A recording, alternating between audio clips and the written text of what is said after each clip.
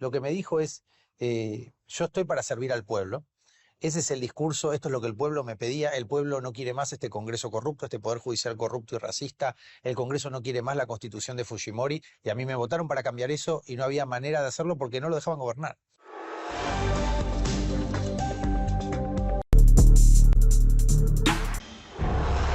Bienvenidas, bienvenidos a un programa más de Conversando con Correa.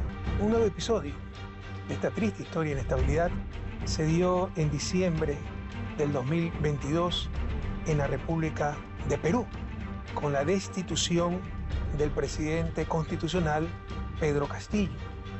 En julio del 2021 ocurrió un hecho inédito. Por primera vez en la historia del Perú, cuyas élites son extremadamente excluyentes, racistas, históricamente, asume la presidencia de la República un sencillo maestro campesino de la sierra peruana, con una ideología de izquierda, lo cual prácticamente garantizaba que esas élites le iban a impedir gobernar. Y efectivamente, un año y medio después, era destituido por el Congreso de la Nación. Para tratar este nuevo caso de inestabilidad en nuestra América, nos acompaña el día de hoy el abogado defensor del maestro Pedro Castillo, expresidente del Perú, el abogado Guido Leonardo Roxato, experto en derechos humanos y experto constitucionalista. Bienvenido, Guido, y gracias por aceptar nuestra invitación. Gracias, Rafael. Gracias a ustedes por invitarme. ¿Cuál es la situación del Perú? ¿Cuál es la situación de Pedro Castillo? Bueno, la situación de Perú es difícil de simplificar, como mencionabas en la introducción, y se inscribe dentro de una historia larga y grande de América Latina que está muy vinculada al colonialismo, al racismo, la exclusión de los pueblos originarios y la incapacidad de nuestras democracias de tolerar que alguien que no conforma parte del establishment blanco del centro de Lima, en este caso, llegue al poder. Esa es la razón final de la destitución arbitraria de Pedro Castillo.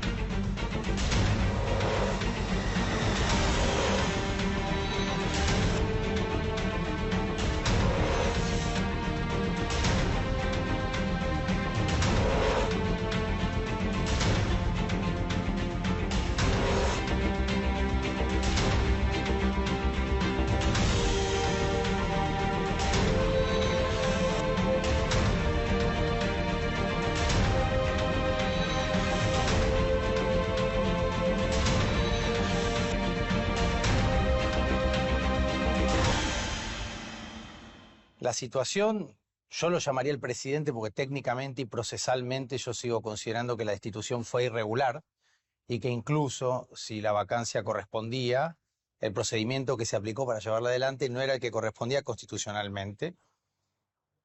Y se dieron una serie de violación de artículos que nosotros en las presentaciones judiciales alegamos, esperando encontrar, tal vez con demasiada ingenuidad, alguna instancia judicial seria, imparcial e independiente que haga valer en la República Hermana del Perú el Estado de Derecho.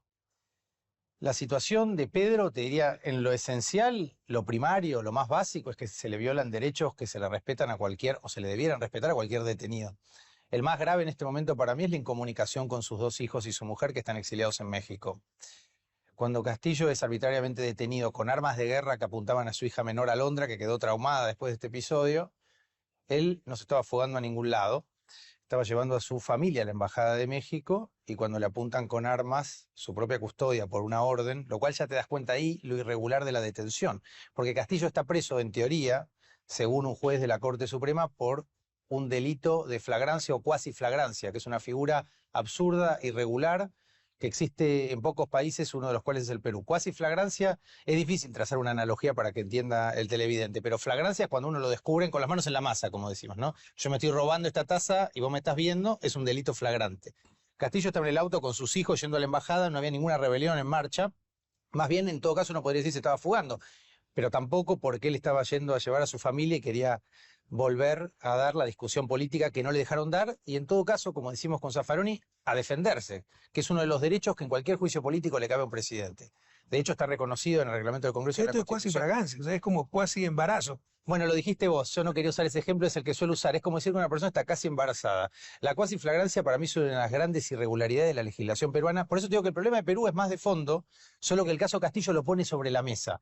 Y yo veo una analogía 10 años después con el caso de Evo Morales, cuando fue detenido o requisado arbitrariamente en un aeropuerto de Viena, su avión en el 2013, porque decían los medios hegemónicos que él llevaba en ese avión a Snowden. Entonces le requisaron y lo detuvieron el avión. Eso no se lo hacen a ningún presidente, pero a Evo Morales sí. Y subió la embajadora española a revisar el avión. Una vergüenza, ese detalle no lo sabía, pero en ese momento yo estaba en Berlín y escribí un artículo muy duro contra los constitucionalistas de escritorio, que en Argentina se llenan la boca y llenan un montón de manuales muy elegantes, muy bonitos, hablando del constitucionalismo latinoamericano, el indigenismo, la libertad de expresión. Y cuando detienen a un presidente indio en serio, todos callados debajo de la mesa, nadie dijo una sola palabra. El presidente Castillo ha dicho que el primer día se preparó el golpe de Estado. Sí. Pero eso lo dio a saber. Eso es lo que hemos enfrentado todos los presidentes progresistas que realmente hemos querido cambiar algo. Totalmente. Desde el primer día hemos aguantado intentos de desestabilización. Uno llega ya para jugarse la vida. Eso lo debió saber y supongo que lo sabía, ¿no?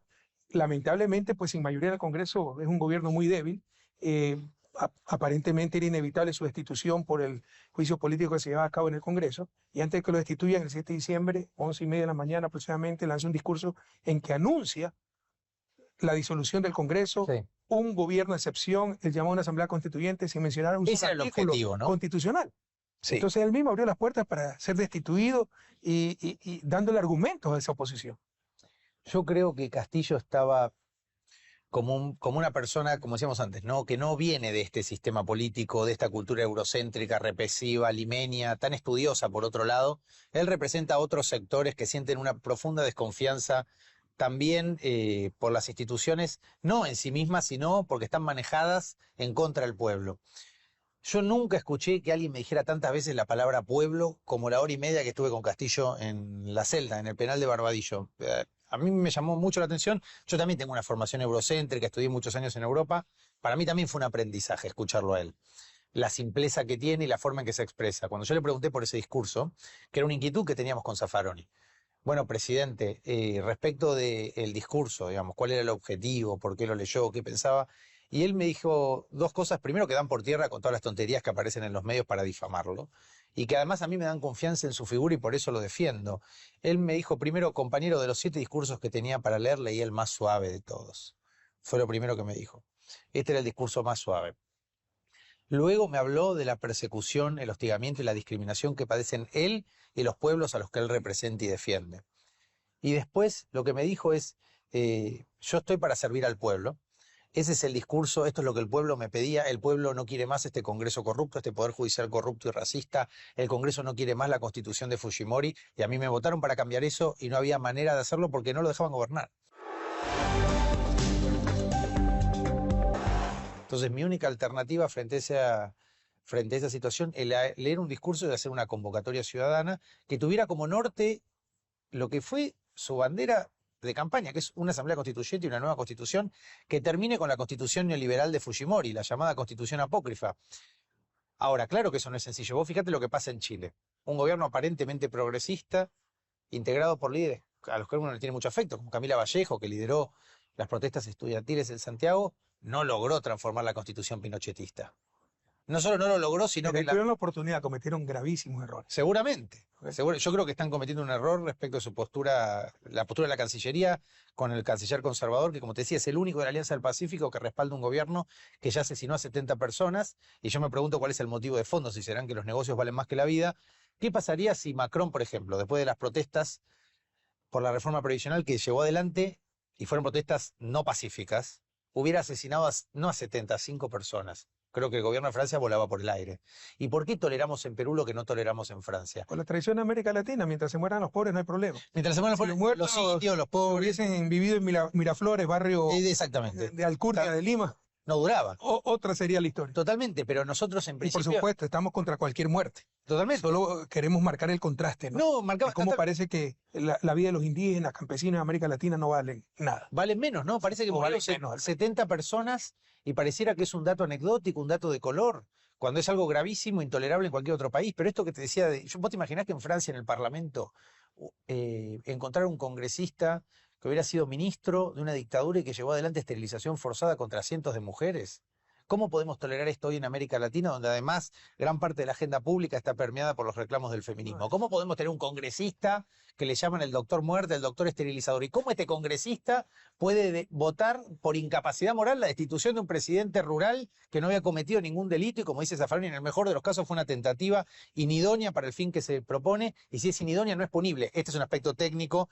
No quiero, digamos, abrumar a la audiencia. Vamos a profundizar un poquito en los aquello. Tecnicismos procesales, pero incluso si uno cuestiona el discurso de Castillo, y esto me parece un punto central para evitar cierta confusión mediática, incluso si uno no lo quiere a Castillo, lo odia por cholo, comunista o lo que fuera, incluso en ese caso hay un debido proceso que respetar para destituirlo. 7 de diciembre tenía que ir a defenderse al Congreso en el juicio político que le estaban llevando a cabo los congresistas.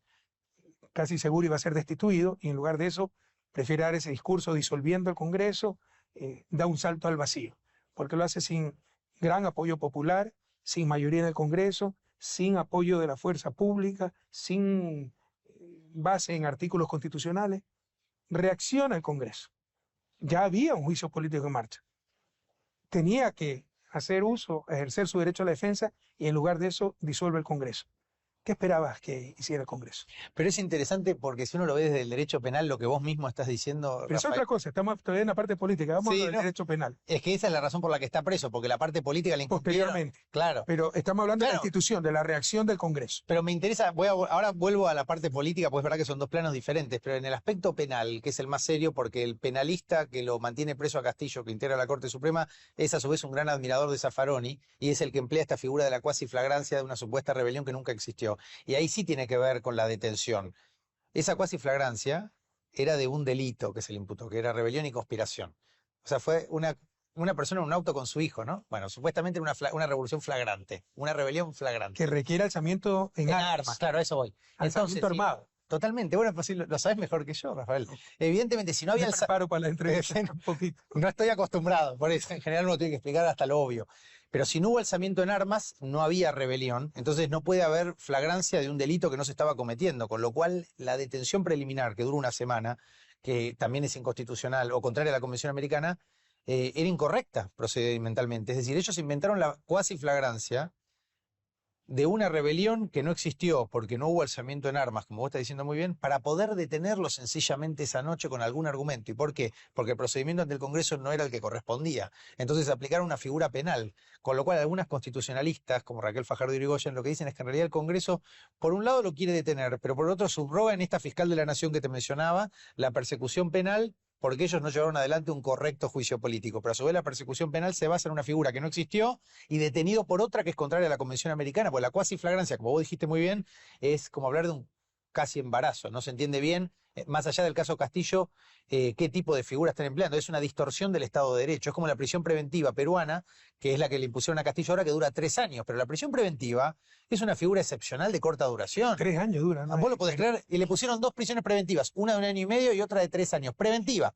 Primero estuvo una semana en detención preliminar, que según la Corte Interamericana eso es ilegal, como el arraigo en México.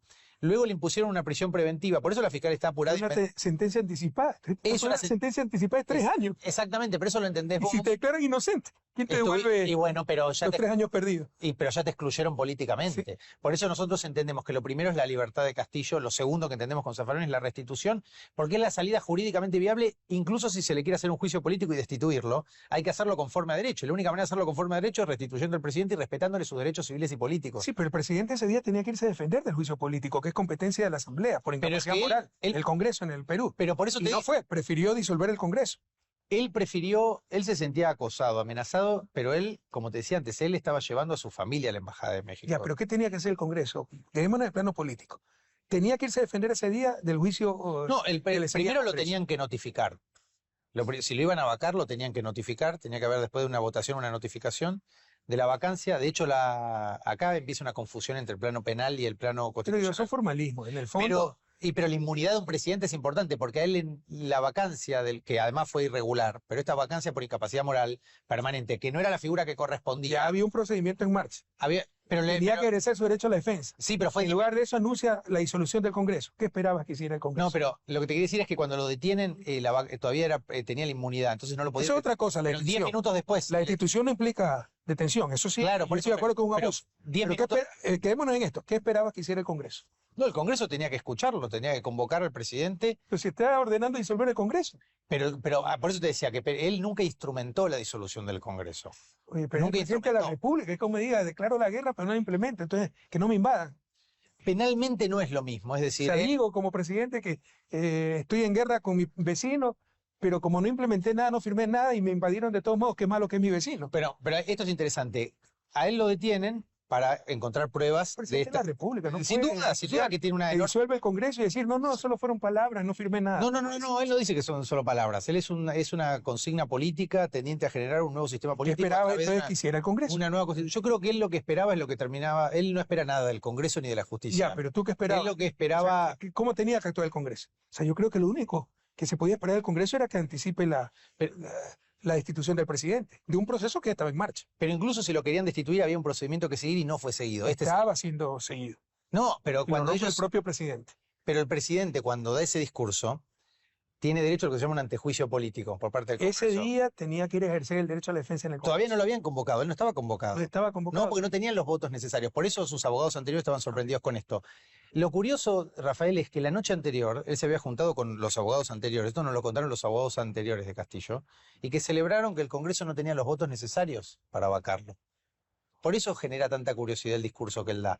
Porque la noche anterior, en principio, de la lectura política que hacían y de los diálogos que tenían los referentes políticos, no estaban los votos necesarios para destituirlo, para vacarlo, por incapacidad moral. Por eso muchos no terminan de entender por qué él finalmente a la mañana siguiente lee este discurso.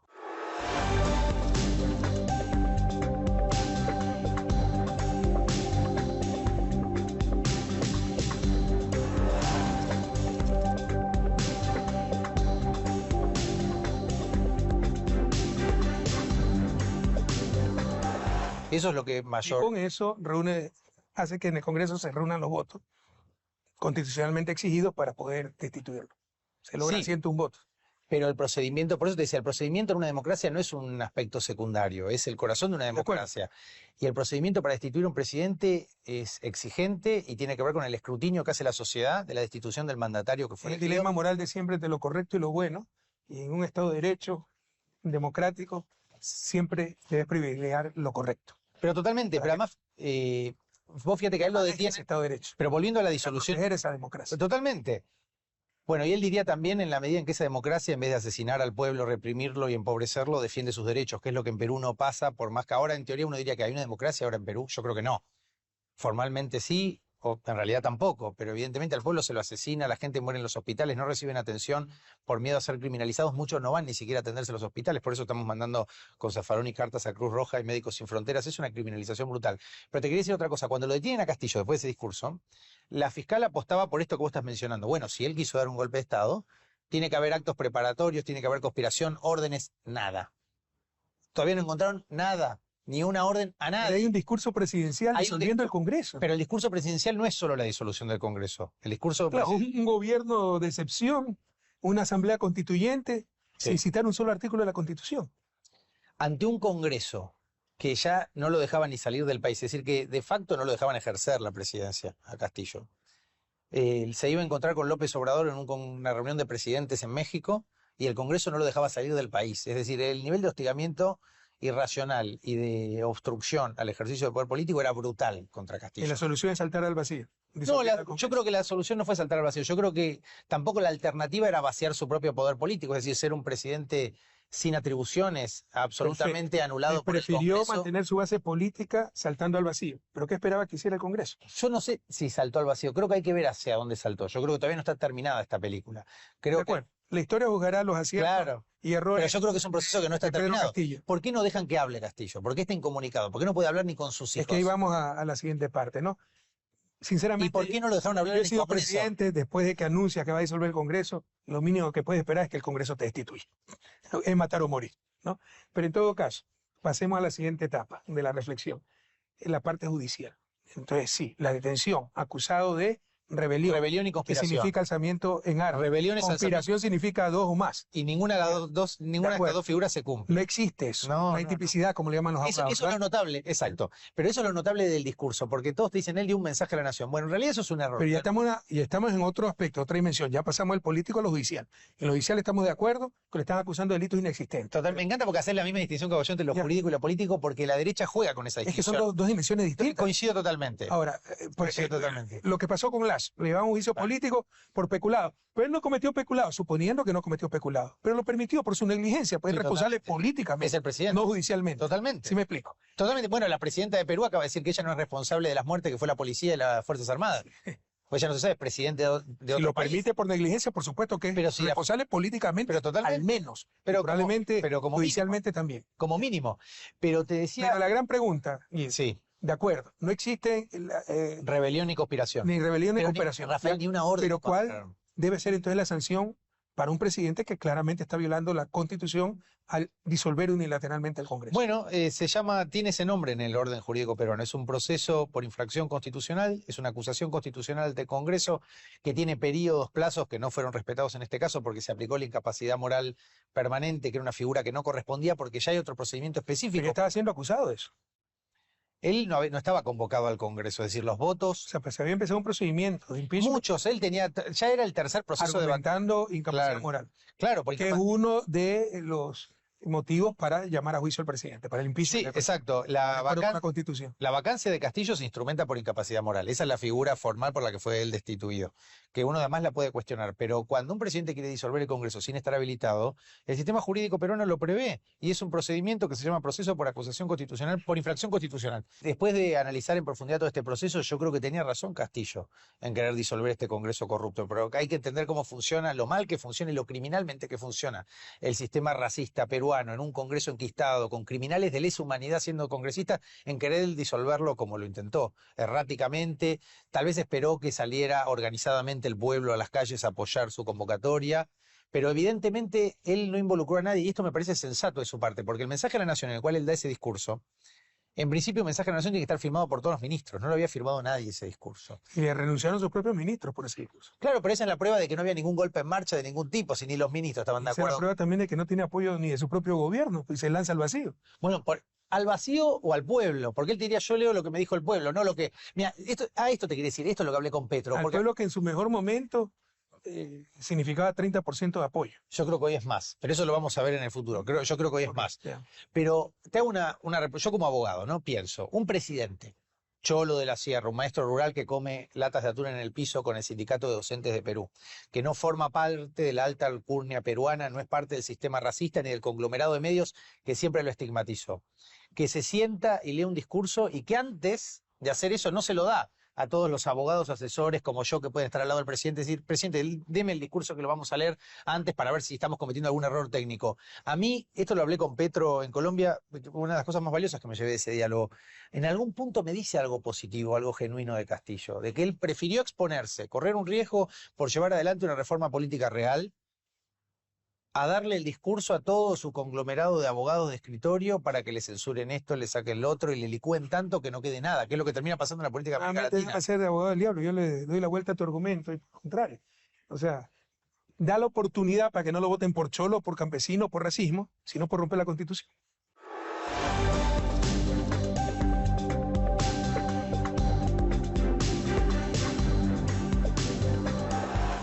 Yo creo que él no tiene ningún problema en deshacerse de la Constitución de Fujimori. Y creo que él, si pasa la historia por querer romper la Constitución apócrifa, tampoco va a ser un lugar indigno, evidentemente. Él está confrontando con el sistema político, con el Congreso, con la Fiscalía, que es una Fiscalía corrupta, con esta Corte Suprema, que es una vergüenza, que acaba de declarar que la protesta es delito, Rafael. Vos te imaginate en Ecuador, yo no sé, pero en Argentina sí, la Corte Suprema. Y estamos de acuerdo que algunas de esas institucionalidades inaceptables. O sea, si vamos al legalismo, pues las guerras de independencia fueron ilegales. Sigamos siendo colonias. Totalmente. Pero hay que saberlo hacer. Creo que nosotros, más allá del discurso de Castillo, estamos obligados a ser claros, ¿no? De cuáles son los lineamientos, cuáles son las posturas que defendemos.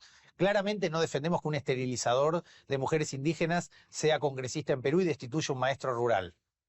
Claramente no estamos de acuerdo en que los recursos de los peruanos los manejen empresas europeas que después avalan golpe de Estado contra esa propia población. y Castillo quiere nacionalizar los recursos de Perú. No me parece un dato anecdótico ni menor en este contexto. Pero claramente no podemos aceptar que un presidente sin base constitucional resuelva disolver el Congreso. No podemos aceptar que el Congreso tampoco le impida a un Nadie está presidente legitimando al Congreso. que lo deje gobernar. Yo creo que lo que le hacía el Congreso a Castillo y lo que están haciendo, además lo que te digo respecto a la lectura procesal, el Congreso también incumple su propio reglamento. Con lo cual, en nombre de la democracia y las instituciones, incluso si Castillo está equivocado, eso no habilita que el Congreso le dé un golpe de Estado a Castillo. El Congreso, incluso si Castillo se equivocó, tiene que respetar el debido proceso. Asumo pudo haber ruptura de procedimiento, pero en el fondo Pero es importante. ya había un proceso de impeachment. Sí, pero en el fondo ya había un proceso de impeachment. Y lo que hizo fue acelerar la decisión del Congreso. La historia tendrá la última palabra. Poner blanco sobre negro. Yo creo que lo que puso ese discurso de Castillo, que confrontó con toda la estructura, fue poner blanco sobre negro cuál es la tensión en el sistema De peruano. acuerdo. Pero además, fíjate lo que pasa después. Esperaba entonces que lo aplauden desde el Congreso. Desde el Congreso seguramente Pero no. A él debía no le... tener una estrategia, una luz al final del túnel. Como tú dijiste, se lanzó al vacío.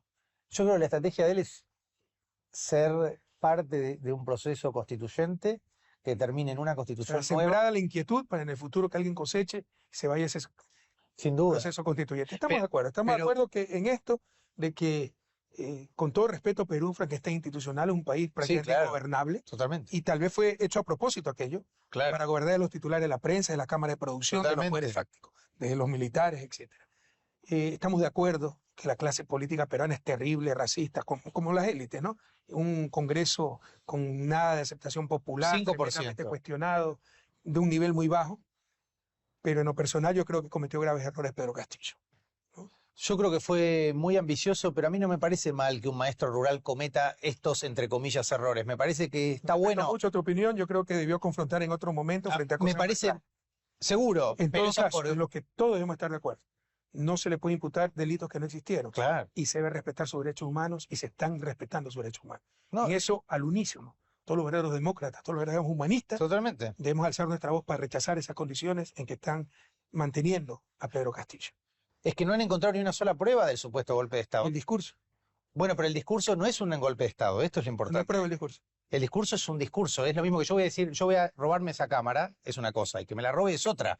Parece una distinción menor, pero en derecho penal esa distinción es muy importante. Está tan horadada en América Ya, Latina ¿y que qué esperas que haga el dueño de la Cámara? Que se quede tranquilo, no responda. no, que lleve adelante un proceso judicial como corresponde, no que se golpeen en la calle, es lo que pasa con la Hay un justicia. peligro inminente. O sea, vos dirías que el Congreso Perón hizo lo que se llama acá en América Latina justicia por mano propia, pero hay un procedimiento. Este es lo lindo, no estar de acuerdo para que el público saque sus propias conclusiones y la que tendrá la última palabra será la historia. En todo caso, esta es una parte de, como te decía, como dije al inicio del programa, de la larga y en esto triste historia de América Latina, de inestabilidad política, que es uno de los factores fundamentales para después de 200 años de ser repúblicas independientes continuar en su desarrollo. La última palabra la tienen ustedes, queridos televidentes. Muchísimas gracias, Guido. Has Gracias, disfrutado Amanda. muchísimo en gran medida esta conversación. Y con ustedes, hasta un próximo episodio de Conversando con Correa.